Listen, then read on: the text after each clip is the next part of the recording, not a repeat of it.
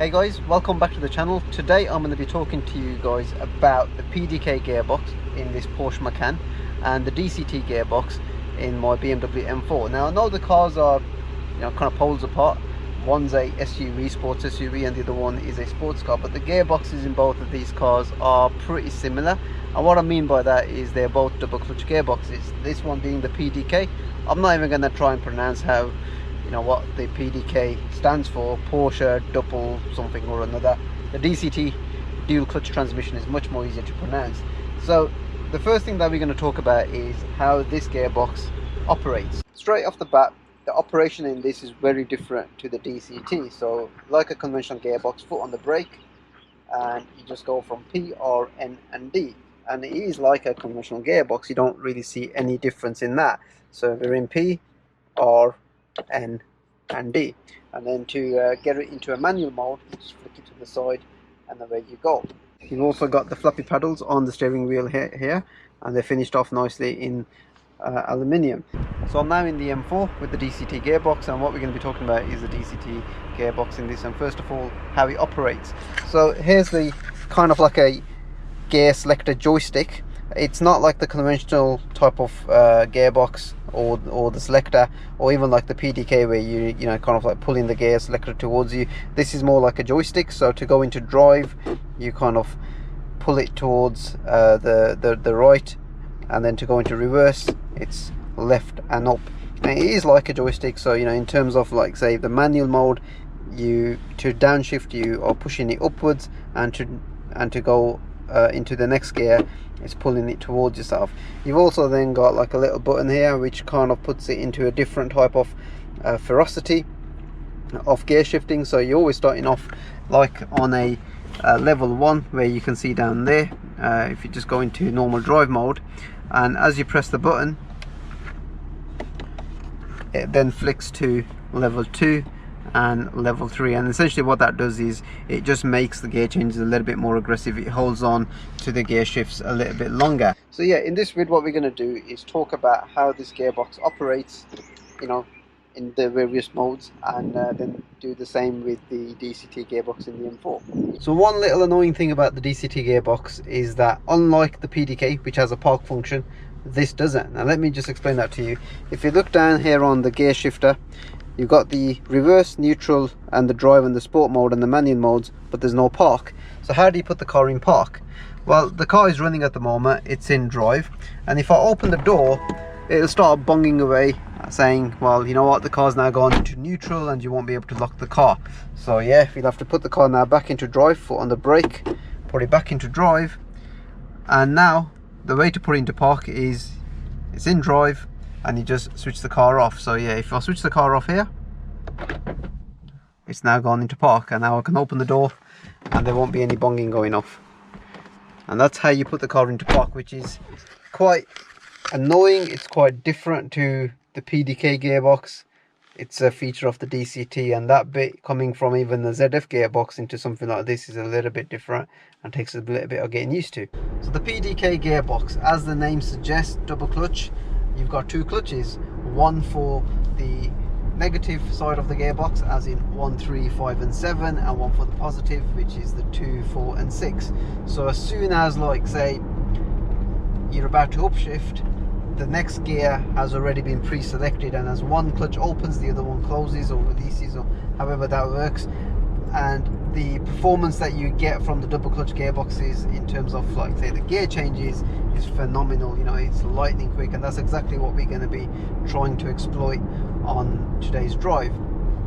One thing to note, a minor difference between the PDK gearbox and the DCT is that with the PDK gearbox, it does act a little bit like a conventional gearbox. And what I mean by that, and I'm going to demonstrate that right now when we come to this junction up ahead, is when you come to a complete stop here and you let go of the brake pedal, there's a bit of friction between the gearbox and the clutch, and it makes the car roll forward. Now I'm going to demonstrate that exactly in the same way in the DCT, and you'll notice how different that gearbox responds in nature to something like what we just experienced over there. So just like the PDK gearbox, this one is very similar in that you've got two gearboxes bolted together. So you got one side of the gearbox which is the even numbers 2, 4 and 6, and then you got the other side which is 1, 3, 5 and 7, and they're bolted together with two clutch plates, or from what I've read, that's how I kind of portray anyway. So double clutch gearbox, it is quite quick when you're in the quickest mode, and you're driving around in Sports Plus mode. Now the thing with this is that the car's performance is much higher compared to the Porsche Macan, so this car does feel a lot quicker when you're driving it. But we're not going to try and compare the power of the cars, we're just going to try and compare the characteristics of the DCT gearbox with the PDK. The PDK gearbox is much smoother compared to this, and what I mean by that is, in the PDK gearbox, when you're in just normal drive mode, it just goes about its business very nicely. It's so smooth, you don't even feel the gear changes. Whereas with the DCT, you do feel the gear changes. You're always hearing like something going on, while the car's like say slowing down, or it's dropping a gear down automatically. So part of it I kind of like, because you feel like you are connected to the car, so you get that real nice mechanical feel. But at times it does take a lot of that kind of quietness away from driving this from a comfort point. So yeah, trying to like say live with this on a daily basis, especially when the car's cold, you will hear a lot of the DCT gear changes. It's not going to feel smooth, whereas the PDK, from what I've experienced so far, even on the cold day, as soon as you get into it and you drive to the bottom of the road or whatever, it's just firing through the gears really like smoothly. So we're just approaching a junction, and if I slow down all the way to first gear, and where usually I've come to a complete stop, and where usually if I let go of the brake pedal the car would move forward, this one doesn't, because there's no friction between the clutch plate. So that's quite different to the PDK. And if anything, for me to move the car forward, I need to just sort of step on the gas pedal just a little bit, and there we go, we start moving. Now it will hold you on the hill for a few seconds, and then what it'll do is, like a manual gearbox, it will then just roll backwards. So that takes a little bit getting used to, coming from like whether the PDK or any conventional gearbox into one of these. Just in normal drive mode, this gearbox doesn't really have a sports mode, it just has a normal drive and then a manual mode. Now I'm going to try and capture the speedo and the rev counter as much as I can in this vid. Just in normal drive mode, driving on like a normal road, doing the speed limit off the road, and just for the record, this is a 40-mile-an-hour road. You can see that the car is in 6th gear and it's just ticking over 1000 RPM. The best thing I find about the PDK gearbox, even though it's a double clutch gearbox, is that it is quite a smooth gearbox. You don't really feel any gear changes when it's firing through like say first, second, third, all the way to its top gear. It is a very smooth gearbox. It really suits this car. I'm just in like say normal cruise mode at the moment, comfort mode, and 45 miles an hour, 7th gear. If I was to just plant my foot down, as I'm now on like a 60-mile-an-hour road, it will drop down the gear and it will just shoot off. In this mode, the car does feel a little bit lethargic.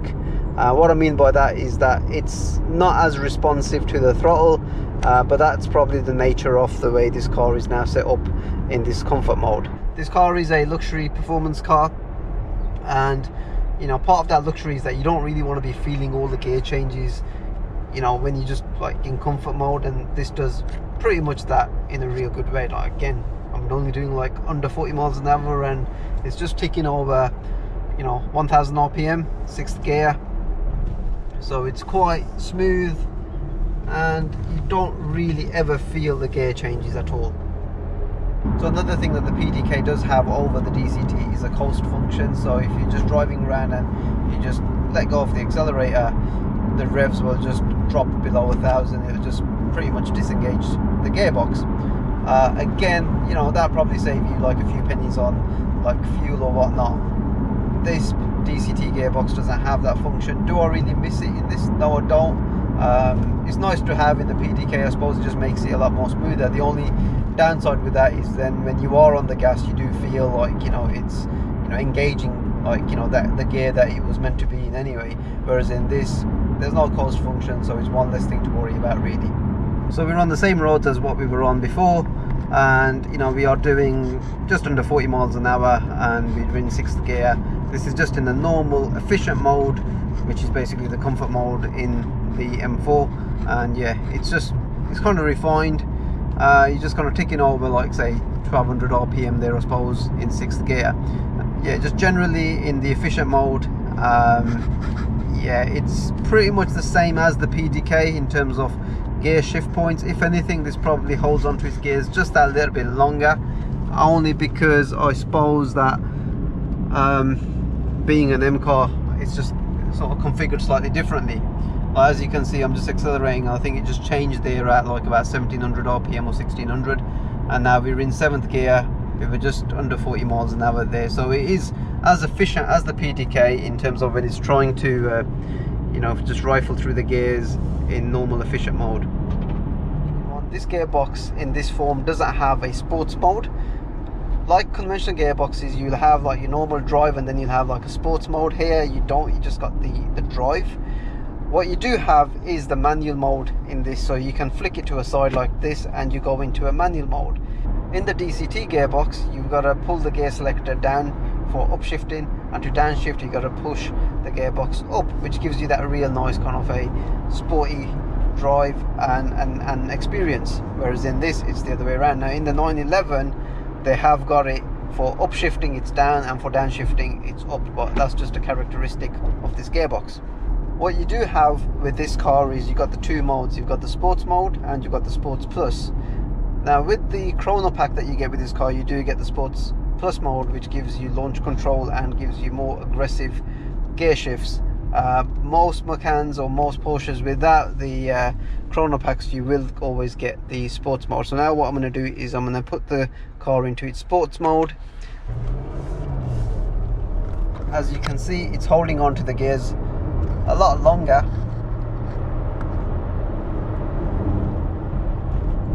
And previously you would now be sitting probably in 6th gear or 7th gear doing 50 miles an hour, and right now it's kind of ticking over about 1500 RPM, and it's quite eager to kind of respond to the throttle as well in this mode. Now I'm just going to put the car into its manual mode by flicking the gearbox over and then using the flappy paddles. So we're doing 50 miles an hour or thereabouts, and I'm just going to pull the pedal. Instant, absolutely instant. It is a little bit slow to upshift using like the manual mode, and I'm not sure if that's because, you know, I'm at this RPM. So if I was to flick it down to, I don't know, 2nd gear, I mean, look how quick that was. And now if I just floor it, there you go, look how quick that was there. So when you in the higher RPM, it is much quicker to upshift than it is when you, like, say below 3000 RPM. But I think what I really do like is how quick this gearbox responds to downshifting. I mean, again, if I just pull the pedal, look at that.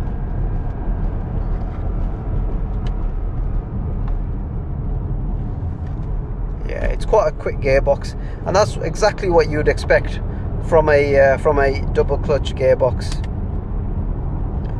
I'm now going to put the car into Sports Plus mode.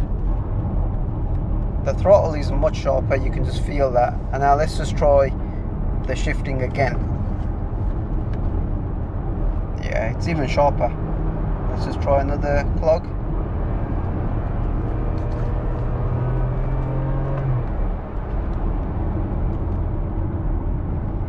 I think when you leave the car to its own devices, if I just put the car back into its normal drive mode, as you can see on the indicator there,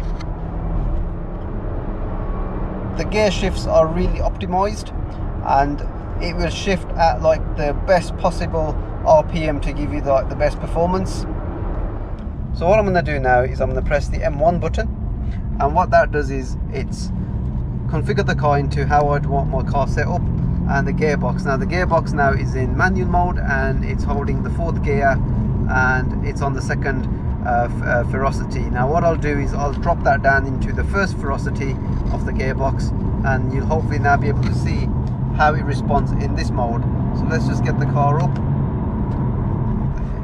It's not lightning quick in this mode, and if I was to drop it a gear down and try that again, yeah, so in this mode it's not the quickest because it is in the most comfort setting of the gearbox.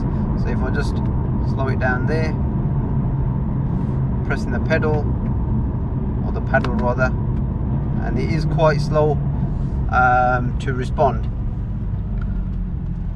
So now what I'll do is I'll put the car into its second mode, and hopefully you'll be able to see how it shifts now. That's much quicker.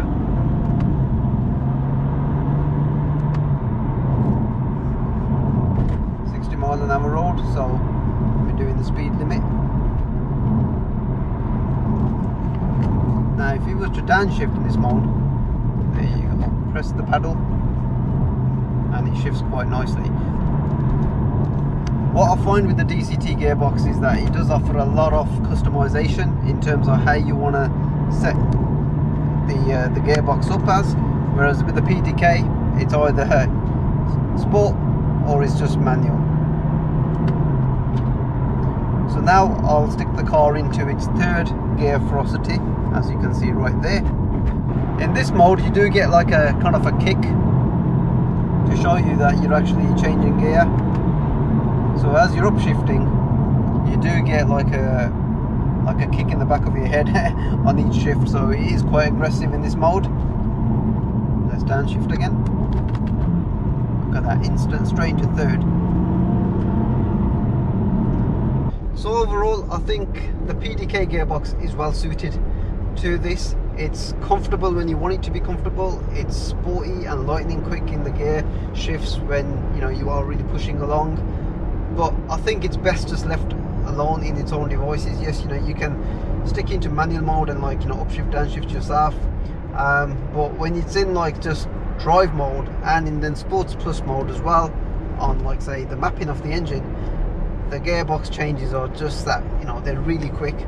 If Porsche stuck say the ZF gearbox in this, I don't think that would have been a bad thing, to be honest. The ZF gearbox is quite good, but the PDK in this car, it really just gives you the full experience. The DCT gearbox does give you that real nice feel of driving a sports car. I'm not saying that the PDK doesn't. The PDK is a very nice smooth gearbox, and you know what, in the 911 it would probably feel totally different to the way it feels in the Macan. But I don't know, with the DCT there's a little bit more character that comes out of it, and again I suppose it suits this car quite nice, being that being so mechanical and you're feeling pretty much every gear change, especially on the downshifts as well, and on the upshifts at this level of, at this level 3 sort of gear ferocity. It is quite an aggressive gearbox, I suppose, from how it operates. I mean, I'll be honest, there's very little between the two that I can actually say I actually prefer one over the other. I think that just comes down to a personal preference thing. If I had, I don't know, a 911 and I had the PDK in that, as well as the Macan and I had the PDK in it, it would be really interesting to see how they really differ. But having the best of a DCT and a PDK in two of my cars, I can't really complain. So which one do I prefer then, the PDK or the DCT? It's a real tough choice, I'll be honest. I really think that the PDK is really nice, it's really smooth.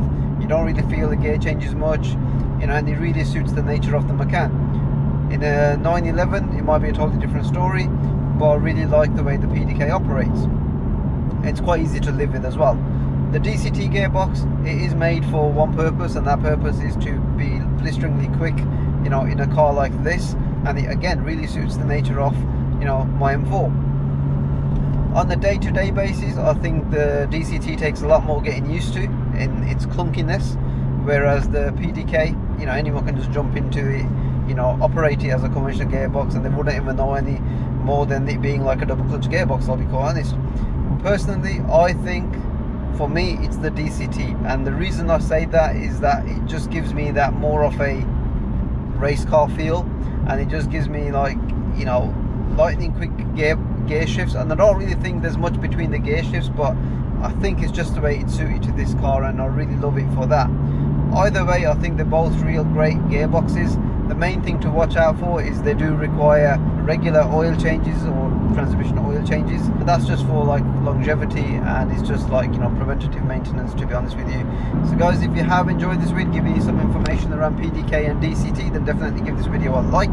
Check me out on my Instagram, where you'll see pictures of my M4 and the Macan, and hopefully guys, I'll see you on the next one. Take care, bye.